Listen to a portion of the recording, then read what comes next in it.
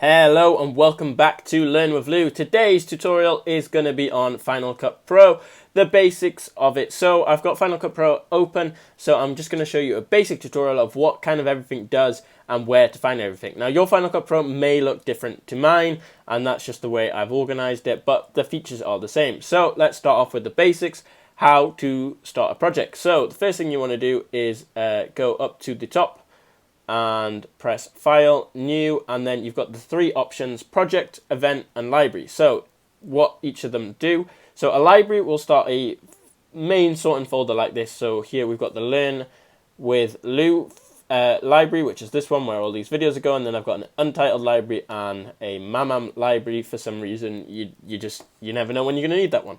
Then we also have Event. So an event is a subsection in your library. So in my one, we've got videos, which is where the videos are stored, which is this one here, which is open. And then you have File, finally, New Project. And the project is the one we want to start if we want to start making a video. So we'll call this Test 2.0. So this is your basic project file, and this is how it will usually look. So you can choose your Apple rendering. I usually just go for Apple Pro Res 422, does a good job.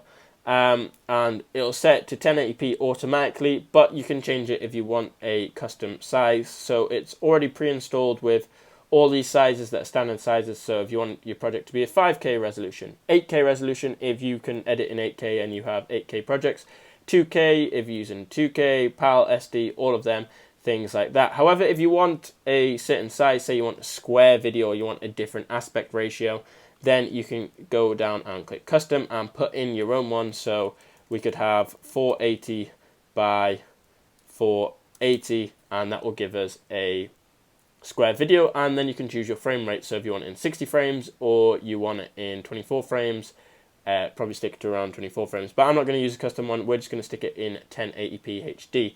And then you don't need to choose the color space. And you've got your audio, so you've got stereo or surround. Stereo is probably the best one to use, and 48 kilohertz sample rate is probably the best one. So click the OK, and boom, that will take you into that project straight away. So we're in there already. You can see we're in the test 2. So what does everything else do? This is your photo and music collection. So if you use photos that are saved onto your Mac in the photo store, they'll be there. Then we have Logic and GarageBand. If you have Logic and GarageBand, all the projects you've saved come there. Music will be your iTunes library or whatever's downloaded on your iTunes library. And then sound effects that are built in, so you can add some sound effects in. And if you want to place them in, you literally just drag and drop into the timeline. So say I wanted 24K Magic by Bruno Mars, literally just drag and drop it into the timeline. That's now in my project, and the project will go, but we're not going to use 24K Magic by Bruno Mars, so I'll get rid of that. This button is for titles and generators, which can be very useful. So if we put in a generator, let's say we wanted some floating clouds, all you have to do, click on it, drag, drop it in. Now generators are cool because you can change what happens to them over here in the side in the parameters with this button here. So let's say I want a few more clouds, we'll just throw them in, and look, there's more clouds for you. Tracking, I want the tracking to be different, and it'll change the track, so when we play it, it will move like so. Obviously this is going a bit slow because I'm screen recording at the same time and my Mac's having a mental breakdown. This little ring here is showing me that it's currently rendering what I've just made, and so obviously if you leave it to render, it'll play better back in preview. It's better than this. It's because I'm screen recording, my Mac's just mucking up right now. So that's what the generators do. Then we also have the titles, which pretty self-explanatory, do what they say on the tin. Some of these you won't have because I've custom installed them with custom plugins, but most of them you will have, so like basic 3D. And again, all you have to do, drag, drop. Final Cut Pro is great because it's literally just dragging and dropping in to the timeline, and that's all you do, and that's there, basic 3D. So I can then go and change it here, and all you have to do is change it with your font. Basically, pick what you want to say, change your font, and boom, it's done for you. And you can change the options in the text bit, the title inspector, to change what zoom, how fast fade in, all of that for the things. So those are cool little things there. So what else have you got?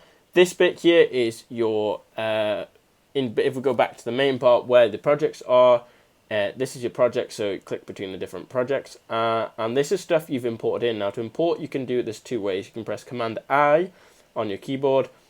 You can plug in an SD card and it'll bring it up. That seems to work. Or you can press this little button here and then you can import stuff into your project. So let's import Alex Rider skeleton key. That's for another video on another channel. All I have to do is click on it and then press import selected and it'll bring it in, and you have a choice to copy it to the library where it'll copy it to the Final Cut Pro library, or if it's already on your computer, just leave the file in place. It seems to work really well, and then add it to existing event, and so I'm going to keep it in the videos file. So I'll import that selected by clicking the button, and hopefully my Final Cut Pro will not have a nightmare while I'm trying to screen record, because my Mac is slightly overheating right now. I'm not going to lie to you, it's like a fire down there. And so that's now imported, and then all we can do is we can drag it onto the timeline. I'm going to drag it and put it on top of the clouds and have clouds on the back. So that is kind of what all of that stuff does. Then if we go down here, we'll go down to our timeline, and we have these two buttons over here. So they disappeared off screen. Bring them back, all you have to do is click them. So this button is for your effects. So if you want to put some effects in, we've got all of them here. You can just scroll down and find them, or search them down here. So say I wanted to letterbox it, I can search letterbox, and there it is. And the beauty with Final Cut Pro, I mean the absolute beauty compared to most video editing software, is drag and drop. So if I want to, and there's a preview of the letterbox, if I want to put a letterbox on, drag and drop it onto my clouds, and look, the clouds have suddenly become letterboxed. And so if I click on the clouds, come back over to this button here, the one that looks like a video, then you've got your effects there, so I can change it. So I want the clouds to have a 255:1 aspect ratio for the letterbox. That is looking fantastic. That's all you have to do to drag and drop. So if I move back the skeleton key down to here and make it a bit bigger, we can then go to this column, which is your transitions. Now transitions are how you change from one to the other. You can add more. Again, these are stuff I've got. These aren't all that will be there for you, so I'll pick ones that are there for you, which is blurs. So we can add a blur to change, so when it goes like this will give you a little preview of what's going to happen. So we'll throw the directional, you want to put it in between the two clips, and just like that we'll have skeleton key, blur into the clouds, lovely jubbly, just like that. That's how that works, and you can obviously change it up here in the inspector. So that is a basic rundown of Final Cut Pro. Oh, last thing we need to do is, if you want to save the video, obviously, you go to this button here, share, and you want to go to, if you want to upload it to straight to one of these like this, I suggest you just save it to the master file, and then you can play around with this. So master file, we call it what you want, change the name, we'll call this, let's call this clouds. And then in the settings you can have a bit more fun with this as to change what it is. So at the minute my format is video and audio. If it's video only, you can choose it to video only. If it's audio only, choose it to audio only. Then comes down to the real big bits, is the video codec, or if it's audio, there'll be like an audio file. So you have these options, and these options will decide how it renders it and puts it together, and each of them requires different amount of space and will come out with a better quality. So if you choose Apple ProRes 422, you're going to get a 1.82 gigabyte file for this. Is only 1 minute 57 video, 1.82 gigabyte. And to be honest, the difference between the rendering you really won't notice, especially if you're just making videos for like YouTube. If you're making videos for Hollywood, maybe put it in a higher ProRes. So the best one to use is H.264, and that will nicely, look at that, 283 megabytes will save it, and Bob's your uncle, that's done. So I'll cancel that, but if you press next, it'll then go and save it. Oh, and the final bit, rolls, just tells you what they're saving, like so. So that is going to be the end of this Final Cut Pro tutorial, the basic one. I will be back with some more in-depth Final Cut Pro tutorials. This is just the basic for the very beginner to get you started, get you have a best. The best thing to do when you start with Final Cut Pro is just have a play around, see what happens, see what comes to mind, and yeah, have fun with it. If this video was at all helpful, why not smash that like button? Tell me in the comment section below what tutorials you want to see next. I do Final Cut Pro, Affinity Designer, any of the Affinity softwares actually, Logic Pro, what else? Anything else you can think of that's on Mac, I can probably do.